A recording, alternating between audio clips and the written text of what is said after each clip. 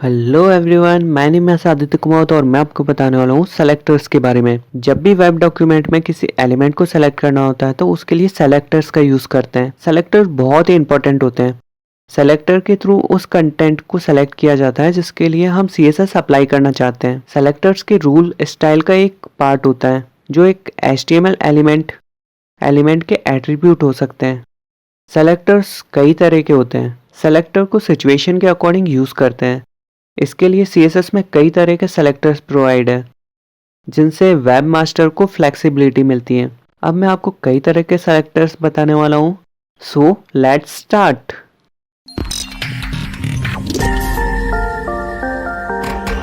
सबसे पहले VS code open करेंगे, न्यू फाइल क्रिएट करेंगे, इसे सेव कर देंगे selector.html नाम से। Doc type HTML head title में लिख देंगे सेलेक्टर। बॉडी सेलेक्टर कई तरह के होते हैं जिनमें से हम सबसे पहला सेलेक्टर ले रहे हैं टाइप सेलेक्टर को एलिमेंट सेलेक्टर भी कहते हैं। ये पर्टिकुलर एक HTML एलिमेंट की तरह ही होता है। इसमें HTML एलिमेंट को सेलेक्टर बनाकर CSS अप्लाई करते हैं। जब HTML एलिमेंट पे CSS अप्लाई करना होता है तो उस एलिमेंट का नाम लिखकर उसे सेलेक्टर बनाया जाता है जो कि उस एलिमेंट को रिप्रेजेंट करता है। इसी के अंदर CSS की प्रॉपर्टी अप्लाई करी जाती है। इसे समझने के लिए सबसे पहले हम बॉडी के अंदर कुछ कंटेंट लिख देते हैं। सबसे पहले हम लिख रहे एक पैराग्राफ।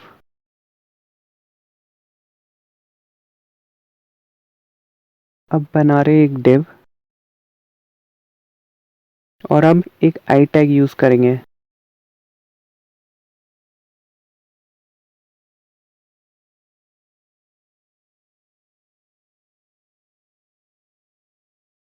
अब इसे सेव कर देंगे और इसकी फाइल लोकेशन से इसे एक्सेस कर लेंगे। ये आ चुका है सारा कंटेंट जो हमने लिखा था। हमने एक पैराग्राफ लिखा, डिव लिखा और फिर एक आई टैग लगाकर उसके अंदर एक कंटेंट लिखा। इसे थोड़ा सा जूम कर देते हैं। ये रहा पैराग्राफ, ये रहा डिव और ये रहा आई। ये तीनों कंटेंट यहाँ आ चुके हैं। अब हम टाइप सेलेक्टर को यूज करके CSS अप्लाई करेंगे। तो उसके लिए सबसे पहले हेड के अंदर हम लिखेंगे स्टाइल। इसके अंदर हम यूज करेंगे टाइप सेलेक्टर। उसके लिए यहाँ पर लिख देंगे P, जो कि ये इंडिकेट कर रहा है कि बॉडी के अंदर एक P नाम का एक टैग है। अब हमें टेक्स्ट का कलर चेंज करना है तो उसके लिए हम यहाँ लिख देंगे कलर कोड यहाँ दे देंगे #AD1C24। सेव करेंगे, देन रिफ्रेश। पैराग्राफ का कलर चेंज हो चुका है क्योंकि हमने केवल P टैग को सेलेक्ट किया था। तो यहाँ पर केवल जो P टैग के अंदर लिखा हुआ था केवल वही सेलेक्ट हुआ और उसका टेक्स्ट का कलर चेंज हो गया। अब हम डिव का कलर चेंज करेंगे तो उसके लिए हम आ जाते हैं अपने कोड पर। यहाँ लिखेंगे डिव, जो कि ये रिप्रेजेंट कर रहा है कि बॉडी के अंदर डिव नाम का एक टैग है, उसे यहाँ हमने सेलेक्ट कर लिया। यहाँ लिखेंगे कलर कोड यहाँ लिख देंगे #5716FB। सेव कर देंगे, देन रिफ्रेश। ये चेंज हो चुका है डिव का कलर। इस तरह से जो टैग का टाइप होता है उसे सेलेक्ट करके उसके अंदर CSS अप्लाई कर सकते हैं। ये था टाइप सेलेक्टर जिसके अंदर हमने P टैग और div टैग को सेलेक्ट किया था। बट अगर ऐसा हो कि हमें वेब पेज के अंदर जितने भी एलिमेंट हैं उन सबको एक साथ सेलेक्ट करना है, क्योंकि अभी तो हमने यहाँ पे केवल कुछ टैग ही यहाँ पर अप्लाई किए। बट जब आप एक वेबसाइट बना रहे होते हैं या एक वेब पेज क्रिएट कर रहे होते हैं तो उसमें कई सारे टैग्स होते हैं। तो उनमें कुछ कॉमन प्रॉपर्टी होती है जो हमें अप्लाई करना होगा। तो इन सभी को एक साथ सेलेक्ट करने के लिए हम यूज करते हैं यूनिवर्सल सेलेक्टर। इसके थ्रू वेब पेज में जितने भी टैग्स हैं वो सारे टैग्स सेलेक्ट हो जाएंगे। तो यूनिवर्सल सेलेक्टर डॉक्यूमेंट में अवेलेबल सभी एलिमेंट पे एक ही स्टाइल अप्लाई करने के लिए यूज करते हैं। जब यूनिवर्सल सेलेक्टर का यूज करते हैं तो यूनिवर्सल सेलेक्टर को एस्ट्रिक्ट से रिप्रेजेंट करते हैं। यूनिवर्सल सेलेक्टर को समझने के लिए सबसे पहले हम इन दोनों को कर देते कमेंट। अब यहाँ लगाएंगे एस्ट्रिक कलर और कलर कोड लिखेंगे #073358। सेव करेंगे, देन रिफ्रेश। अब इस वेब पेज में आप देख सकते हैं कि यहाँ पर जितने भी कंटेंट थे उन सभी कंटेंट्स पर ये CSS अप्लाई हो चुकी है, क्योंकि हमने यहाँ पे पर्टिकुलर किसी एक टैग को सेलेक्ट नहीं किया है, बल्कि यहाँ पे हमने यूज किया यूनिवर्सल सेलेक्टर, जो कि पूरे वेब पेज पे जितने भी टैग्स है उन सभी को सेलेक्ट कर लेगा। इस तरह से यूनिवर्सल सेलेक्टर का यूज किया जाता है। अब अगला सेलेक्टर आता है क्लास सेलेक्टर। क्लास एक ग्लोबल एट्रीब्यूट होता है। इसका मतलब यह है कि इसे क्लास सेलेक्टर के लिए यूज कर सकते हैं। जिन सेलेक्टर पे स्टाइल अप्लाई करना होता है उन सभी एलिमेंट में क्लास एट्रीब्यूट के थ्रू क्लास डिफाइन की जाती है और इस क्लास नेम से पहले फुल स्टॉप लगाकर इसे डिक्लेयर करते हैं। तो क्लास सेलेक्टर को यूज करने के लिए सबसे पहले हम टैग के अंदर एक एट्रीब्यूट यूज करते हैं क्लास, और क्लास के अंदर हम उस क्लास का नाम देते हैं। यहाँ लिख देंगे क्लास इक्वल क्लास नेम 1। यहाँ पे क्लास एक एट्रीब्यूट है और यहाँ पर हम जो वैल्यू दे रहे हैं क्लास नेम 1, ये उस क्लास का नाम हमने दिया है। ये नाम हम कुछ भी दे सकते हैं। यहाँ पर हम जो भी लिखेंगे वो उस क्लास का नाम होगा। और अब हम इस क्लास नेम को यूज करेंगे एक सेलेक्टर के तौर पर। अब इस क्लास नेम को यूज करने के लिए हम यहाँ पर लिख देंगे डॉट क्लास नेम 1। अब यहाँ पर जो हमने लिखा है क्लास नेम 1, उससे पहले हमने डॉट इसलिए लगाया क्योंकि हम यहाँ पे ये डिक्लेयर कर रहे हैं कि जो हम यहाँ पे सेलेक्टर यूज कर रहे हैं वो एक क्लास है, तो उस क्लास का नेम हमने यहाँ पे दे दिया। अब हम इसके टेक्स्ट का कलर चेंज करेंगे, तो उसके लिए हम यहाँ लिख देंगे कलर #4dca24। अब इसे सेव करेंगे, ब्राउजर पर आएंगे, रिफ्रेश करेंगे। अब यहाँ देखिए इसका कलर चेंज हो चुका है क्योंकि हमने इसके अंदर दी थी क्लास, और उस क्लास नेम को यूज करके हमने इसके अंदर कलर डिक्लेयर किया था, तो वो कलर यहाँ पर शो हो रहा है। अब यहाँ पे सेकंड थिंग ये आती है कि यहाँ पर हमने एक ही कलर अप्लाई किया था यूनिवर्सल सेलेक्टर यूज करने के लिए। यूनिवर्सल सेलेक्टर के लिए एक रूल ये भी है कि अगर हम एलिमेंट के लिए अलग से CSS अप्लाई करते हैं तो यूनिवर्सल सेलेक्टर का उस पर्टिकुलर एलिमेंट पे कोई इफेक्ट नहीं पड़ता, जैसे कि हमने यहाँ पे CSS सेलेक्टर यूज किया है। अगर हमें सेम प्रॉपर्टी div के लिए भी अप्लाई करनी है तो हमें केवल इस div के अंदर उस क्लास को डिक्लेयर करना होगा। तो उसके लिए हम इस div टैग के अंदर लिख देंगे क्लास एट्रीब्यूट और उस क्लास का नाम। तो क्लास नेम 1 में जितनी भी प्रॉपर्टी अप्लाई कर रखी है वो सारी प्रॉपर्टी इस पर अप्लाई हो जाएगी। जैसे कि हमने कलर अप्लाई कर रखा है तो इस पर कलर अप्लाई हो जाएगा। अब हम यूनिवर्सल सेलेक्टर को कर रहे कमेंट, सेव करेंगे, देन रिफ्रेश। अब ये देखिए इसका भी कलर चेंज हो चुका है क्योंकि इन दोनों के अंदर क्लास नेम सेम है, इसलिए वो प्रॉपर्टी अप्लाई हो चुकी है। अब हम इन दोनों टैग के लिए बार बार कोड लिखने की जरूरत नहीं है, हमें केवल एक ही बार कोड लिखना है और वो इन दोनों पर अप्लाई हो जाएगा। हम वेब पेज के अंदर जितने चाहे उतने क्लासेस बना सकते हैं। जैसे कि हम आई के अंदर क्लास डिक्लेयर करेंगे तो उसके लिए आ जाते हैं हम अपने कोड पर। यहाँ लिख देंगे क्लास इक्वल क्लास नेम 2। अब हमने एक और क्लास डिक्लेयर कर दिए जिसका नाम है क्लास नेम 2। अब क्लास नेम 2 के लिए हम CSS डिक्लेयर करेंगे तो उसके लिए हम यहाँ लिख देंगे डॉट क्लास नेम 2। अब क्लास नेम 2 के अंदर हम बैकग्राउंड का कलर चेंज कर रहे हैं तो उसके लिए हम यहाँ पे लिख देंगे बैकग्राउंड कलर, यहाँ लिख देंगे #9c589e, सेव करेंगे, देन रिफ्रेश। आई के अंदर बैकग्राउंड कलर चेंज हो चुका है। यहाँ पे इन दोनों क्लासेस में अलग अलग प्रॉपर्टी यूज की हुई है। जो क्लास नेम 1 था उसके अंदर हमने टेक्स्ट का कलर चेंज किया था, और जो क्लास नेम 2 था उसके अंदर हमने बैकग्राउंड का कलर चेंज किया। लेकिन इन दोनों की प्रॉपर्टी अगर हमें एक ही टैग के अंदर चाहिए तो वो भी पॉसिबल है, क्योंकि हम उस टैग के अंदर मल्टीपल क्लासेस डिक्लेयर कर सकते हैं। HTML एलिमेंट में मल्टीपल क्लासेस की प्रॉपर्टी लगानी है तो उस क्लास के एट्रीब्यूट में एक के बाद एक क्लास का नाम लिखने के बाद स्पेस देकर और फिर से नेक्स्ट क्लास का नाम लिख देते हैं। इससे उन दोनों क्लासेस में जितनी भी प्रॉपर्टी है वो इन सभी एलिमेंट पे अप्लाई हो जाएगी। अगर हमें किसी टैग के अंदर मल्टीपल क्लासेस यूज करनी होती है तो उसके लिए हम पहले एक क्लास का नाम लिखेंगे, फिर स्पेस देंगे, फिर अगली क्लास का नाम लिखेंगे, फिर स्पेस देंगे और फिर अगली क्लास का नाम देंगे, और इसी क्रम के अंदर हम जितनी चाहे उतनी क्लासेस अप्लाई कर सकते हैं। अब हमें यहाँ पे ये दोनों प्रॉपर्टी अप्लाई करनी है तो उसके लिए हम एक काम करते हैं, हम एक नया कंटेंट क्रिएट करेंगे और उसी के अंदर दोनों क्लासेस को डिक्लेयर कर देंगे। हम एक और आई टैग क्रिएट करेंगे, उसके अंदर क्लास नेम 1 क्लास नेम 2 को डिक्लेयर कर देंगे और इसके अंदर कुछ कंटेंट लिख देंगे,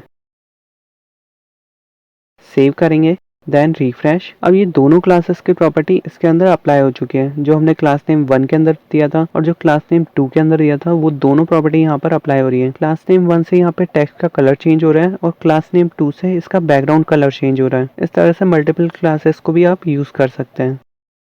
ये इसी लाइन में इसके बाद आ रहा है। एक काम करते हैं, इसे नेक्स्ट लाइन में कर देते हैं। तो उसके लिए हम कोड पर आते हैं, यहाँ लगा देंगे BR टैग, सेव करेंगे, देन रिफ्रेश। अब ये आ चुका है नेक्स्ट लाइन में। अब हम अगला सेलेक्टर यूज करेंगे जो कि है ID सेलेक्टर। क्लास की तरह ID भी एक ग्लोबल एट्रीब्यूट है, इसे भी सेलेक्टर बनाया जा सकता है। ID किसी एलिमेंट की यूनिक पहचान होती है जो सभी एलिमेंट के लिए अलग अलग डिफाइन की जाती है। ID सेलेक्टर को हैश से डिक्लेयर करते हैं और ID का नाम किसी नंबर से शुरू नहीं कर सकते हैं। ID का यूज HTML एलिमेंट को यूनिक पहचान देने के लिए करते हैं। एक ID के नाम को मल्टीपल एलिमेंट के लिए यूज नहीं कर सकते हैं। और अब हम यहाँ लगा देंगे एक हॉरिजेंटल रो, उसके लिए हम यहाँ यूज कर रहे हैं HR, और हम यहाँ पे B टैग लगाकर इसके अंदर ID डिक्लेयर कर देंगे, सेव, रिफ्रेश। ये यहाँ पे शो हो रही है, ये काफी नीचे आ रहा है तो इसके लिए हम कुछ ब्रेक रूल लगा देते हैं। यहाँ पे लगा देंगे ब्रेक रूल्स, सेव करेंगे, देन रिफ्रेश। अब हम आईडी को डिक्लेयर कर देंगे। आईडी को डिक्लेयर करने के लिए हम यहाँ लिखेंगे हैश आईडी नेम 1। अब यहाँ पे हमने हैश लगा कर ये डिक्लेयर कर दिया कि जो हम सेलेक्टर यूज कर रहे हैं वो एक आईडी है जिसका नाम है आईडी नेम 1। अब हमें टेक्स्ट का कलर चेंज करना है तो उसके लिए हम यहाँ लगा देंगे कलर। अब हमें इसका कलर कोड लिखना है। एक काम करते हैं, क्लास नेम 2 के अंदर जो हमने बैकग्राउंड कलर के अंदर वैल्यू दी थी वो वैल्यू हम कॉपी करेंगे और यहाँ पे पेस्ट कर देते हैं और हम बैकग्राउंड के अंदर कोई दूसरा कलर कोड दे देते हैं, हैश 175B6B। सेव कर देंगे, देन रिफ्रेश। अब ये बैकग्राउंड कलर चेंज हो चुका है और बी टैग के अंदर हमने जो कलर डिक्लेयर किया था वो यहाँ पे अप्लाई हो चुका है। अब हम क्लास नेम 2 के लिए टेक्स्ट कलर डिक्लेयर करेंगे तो उसके लिए हम आ जाते हैं कोड पर। यहाँ लिखेंगे ID name 2 colour hash 9822D। Save करेंगे, देन रिफ्रेश। इसे थोड़ा सा बड़ा कर देते हैं, इसका भी कलर चेंज हो चुका है। इस तरह से आईडी सेलेक्टर यूज़ करके इसके अंदर CSS अप्लाई कर सकते हैं।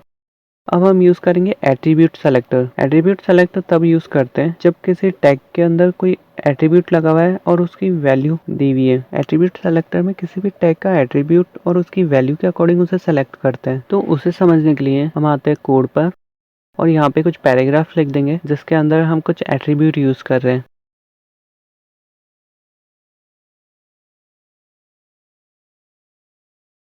यहाँ पर हमने कुछ पैराग्राफ लिखे हैं और पैराग्राफ के अंदर हमने एक एट्रीब्यूट दिया है और उसकी कुछ वैल्यू दे दी।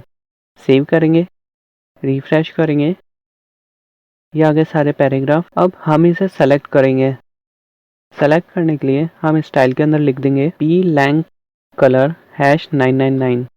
तो इस लाइन का मतलब ये है कि हम एक पैराग्राफ सेलेक्ट कर रहे हैं जिसका एट्रीब्यूट है lang और उसका कलर हम चेंज कर रहे हैं हैश 999। सेव करेंगे, देन रिफ्रेश। इन सबके टेक्स्ट का कलर चेंज हो चुका है। जहाँ जहाँ पर भी पैराग्राफ है और उसके अंदर लैंग नाम का एट्रीब्यूट है उन सभी को हमने सेलेक्ट कर लिया है, यानी कि जो भी प्रॉपर्टी हम इसके अंदर अप्लाई करेंगे वो इन सब पे अप्लाई हो जाएगा। अब हम एट्रीब्यूट के अंदर जो वैल्यू दी हुई है उसके अकॉर्डिंग हम इसे सेलेक्ट करेंगे। तो उसके लिए हम यहाँ लिख देते हैं p lang इक्वल hi। इसके अंदर लिख देंगे कलर हैश 29BD42। सेव करेंगे, रिफ्रेश करेंगे। अब ये अप्लाई हो चुका है। हमने यहाँ डिक्लेयर किया था कि जहाँ जहाँ पर भी पैराग्राफ है और उस एट्रीब्यूट की वैल्यू अगर hi दे रखी है तो उनका कलर हमने किया था चेंज, तो यहाँ पे वो कलर हमें शो हो रहा है। इसी तरह से हम दूसरी वैल्यूज को भी हम सेलेक्ट कर सकते हैं। जो वैल्यू हम एट्रीब्यूट के अंदर लिखेंगे उस एट्रीब्यूट की वैल्यू को यूज करके हम इसका CSS चेंज कर सकते हैं। एक काम करते हैं, इसे कॉपी करके इसे कर देते हैं कमेंट, यहाँ पेस्ट करेंगे और यहाँ लैंग के बाद लगा देंगे टिल। इसका मतलब ये है कि पैराग्राफ के अंदर जो लैंग नाम का एट्रीब्यूट है उसकी वैल्यू के अंदर कहीं पर भी अगर hi आ रहा है तो वो सभी सेलेक्ट हो जाएंगे। सेव करेंगे, देन रिफ्रेश। ये देखिए यहाँ ज्यादा कुछ फर्क नहीं पड़ा, यहाँ पे वो सभी सेलेक्ट हो चुके हैं जिनके पैराग्राफ के अंदर लैंग नाम का एट्रीब्यूट के अंदर hi कैरेक्टर्स आ रहे हैं। वापस आते हैं कोड पर। अब हम लैंग के अंदर en को सेलेक्ट करेंगे और इसका कलर कोड लिख देंगे हैश E21414। सेव करेंगे, रिफ्रेश। अब यहाँ पर इनका भी कलर चेंज हो चुका है। इस तरह से एट्रीब्यूट सेलेक्टर का यूज़ कर सकते हैं। अब इसे हम एक और एग्जांपल से समझते हैं। मैं यहाँ पर एक फॉर्म क्रिएट कर रहा हूँ।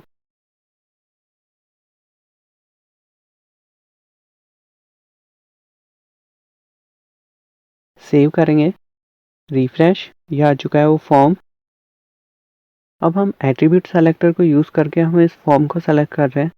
यहाँ लिखेंगे हम फॉर्म मेथड इक्वल पोस्ट। अब बैकग्राउंड कलर चेंज करेंगे तो उसके लिए हम यहाँ लिखेंगे बैकग्राउंड कलर हैश 605CA9। अब कलर चेंज करेंगे तो उसके लिए हम यहाँ लिख देंगे कलर हैश FFF और पैडिंग 15 पिक्सल और डिस्प्ले इनलाइन ब्लॉक लगा देंगे। सेव करेंगे, रिफ्रेश। अब हमें वेब पेज पे ये सब शो हो चुका है। अब हमें जितने भी इनपुट टाइप टेक्स्ट है उनका कलर चेंज करना है, तो उसके लिए हम यहाँ लिख देंगे input type equal text colour blue. Save करेंगे, देन रिफ्रेश। ये इसका कलर चेंज हो चुका है। अब वापस आते हैं कोड पर। अब जो हमने इस तरह से लिखा है टाइप इक्वल टेक्स्ट, इसे हम कोमा में भी दे सकते हैं। जैसे कि हम इसे कॉपी कर लेते हैं, यहाँ पेस्ट करेंगे और यहाँ टेक्स्ट से पहले यहाँ पे लगा देंगे डबल इन्वर्टेड कोमा। सेव करेंगे, देन रिफ्रेश। ये देखिए इस पे कोई फर्क नहीं पड़ा। इस तरह से इसे इन्वर्टेड कोमा में भी दे सकते हैं और नॉर्मल भी लिख सकते हैं। अब हम इनपुट टाइप ईमेल का कलर चेंज करेंगे, तो उसके लिए हम यहाँ लिख देंगे इनपुट टाइप ईमेल, यहाँ लिख देंगे कलर मीडियम वायलेटेड, सेव करेंगे, देन रिफ्रेश। अब यहाँ पे ईमेल का कलर भी चेंज हो चुका है।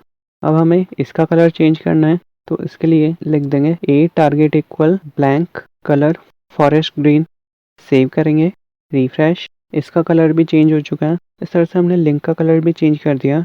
अब हम इस बटन का कलर चेंज करेंगे। इस बटन को बोलते हैं सबमिट बटन, जिसका इनपुट टाइप सबमिट है।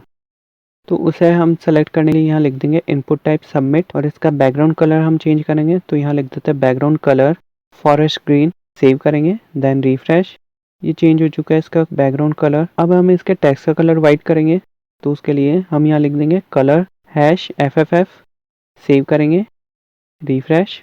ये इसका टेक्स्ट का कलर भी चेंज हो चुका है। अब हमें इसके अंदर देनी है पैडिंग, तो पैडिंग के लिए हम यहाँ लिख देते हैं पैडिंग 5 पिक्सल, सेव करेंगे, देन रिफ्रेश। ये आ चुकी है 5 पिक्सल की पैडिंग। अब हमें इसका बॉर्डर हटाना है, तो उसके लिए हम यहाँ लिख देंगे बॉर्डर नन, सेव करेंगे, देन रिफ्रेश। ये बॉर्डर हट चुका है। अब हम इसके लेफ्ट और राइट से पैडिंग चेंज करेंगे, तो उसके लिए हम यहाँ लिख देंगे padding left 10 pixel, padding right 10 pixel, save करेंगे, देन रिफ्रेश। अब ये हो चुका है। इस तरह से एट्रीब्यूट सेलेक्टर का यूज करके किसी भी टैग के अंदर लगे एट्रीब्यूट के और उसकी वैल्यू के अकॉर्डिंग हम उसे सेलेक्ट कर सकते हैं। अब हम अगला सेलेक्टर लेंगे डिसेंडेड सेलेक्टर, जिसे सब सेलेक्टर भी कहते हैं। अगर एलिमेंट के अंदर एलिमेंट डिक्लेयर किया हुआ है और उसे सेलेक्ट करना है, तो इसके लिए हम डिसेंडेड सेलेक्टर का यूज करते हैं। इसे सब सेलेक्टर भी कहते हैं। इसके लिए पहले पेरेंट सेलेक्टर को लिखा जाता है और फिर इसके बाद चाइल्ड एलिमेंट को एक स्पेस देकर लिखते हैं और फिर CSS प्रॉपर्टी को डिक्लेयर किया जाता है। तो इसे समझने के लिए मैं यहाँ पे एक लिस्ट क्रिएट कर रहा हूँ और अब यहाँ CSS में आएंगे। अब यहाँ पे जितने भी बी टैग है उनका कलर हम चेंज कर रहे हैं, तो उसके लिए हम यहाँ लिख देंगे बी कलर #654, सेव करेंगे, देन रिफ्रेश। अब यहाँ पे जितने भी बी टैग थे उनका कलर चेंज हो चुका है। अब हम बी टैग के लिए दोबारा से कलर डिक्लेयर करेंगे, लेकिन इस बार हम सब सेलेक्टर के साथ यूज करेंगे। तो उसके लिए हम यहाँ लिख देंगे li b कलर #669, सेव करेंगे, देन रिफ्रेश। अब यहाँ देखिए जो हमने सब सेलेक्टर के साथ लगाया था वो कलर यहाँ पर अप्लाई हो रहा है। इसी तरह से हम और भी मल्टीपल सब सेलेक्टर्स का यूज कर सकते हैं, जैसा कि अब यहाँ पे हम लिख देते हैं li b span colour #688 acc। इसका मतलब ये है कि जो li के अंदर b टैग है उसके अंदर जो स्पैन है उसके अंदर हम टेक्स्ट का कलर अप्लाई कर रहे हैं, सेव करेंगे, देन रिफ्रेश। अब ये स्पैन पर अप्लाई हो चुका है। इस तरह से सब सेलेक्टर का यूज करके किसी भी एलिमेंट पे CSS अप्लाई कर सकते हैं। अब अगला सेलेक्टर है चाइल्ड सेलेक्टर। इसे भी आप सब सेलेक्टर की तरह ही समझ सकते हैं, लेकिन इसका दूसरा वर्क है। एक चाइल्ड सेलेक्टर पर CSS अप्लाई करने के लिए सबसे पहले पेरेंट सेलेक्टर को लिखा जाता है और इसके बाद स्पेस देकर ग्रेटर देन का सिंबल लगाया जाता है और फिर इसमें स्पेस देकर चाइल्ड सेलेक्टर को लिखा जाता है और CSS स्टाइल को डिक्लेयर कर दिया जाता है। अगर डिक्लेयर एलिमेंट किसी दूसरे एलिमेंट के अंदर है तो उस डिक्लेयर एलिमेंट पे उस CSS की प्रॉपर्टी का कोई इफेक्ट नहीं पड़ेगा। तो उसे समझने के लिए सबसे पहले हम यहाँ पे कुछ कंटेंट लिख देते हैं।